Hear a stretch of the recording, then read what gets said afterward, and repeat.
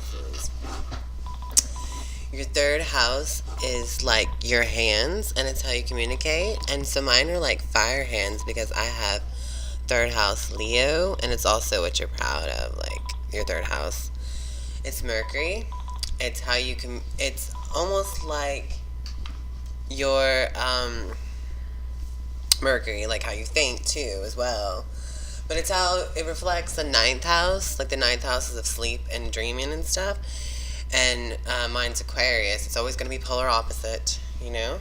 And it's like they reflect each other.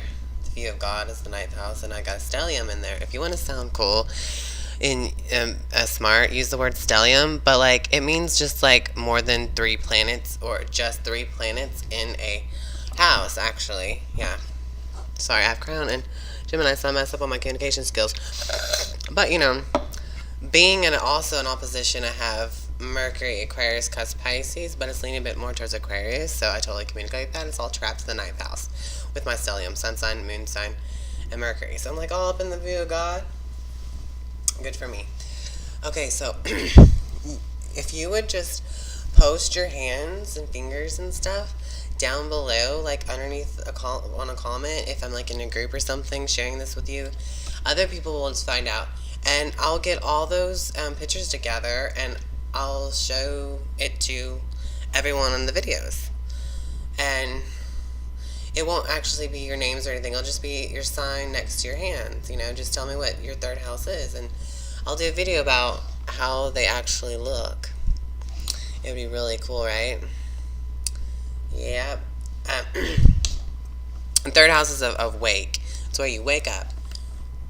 And ninth house is when you go to sleep. So catch you later on that, and I'll tell you what they all look like. Mainly, it's also your third house is how you write. It's how you do your signature, and like it's how you do your stories. It's like how you communicate your stories. Like if you have a third house in Cancer, you will be emotionally provoking storyteller.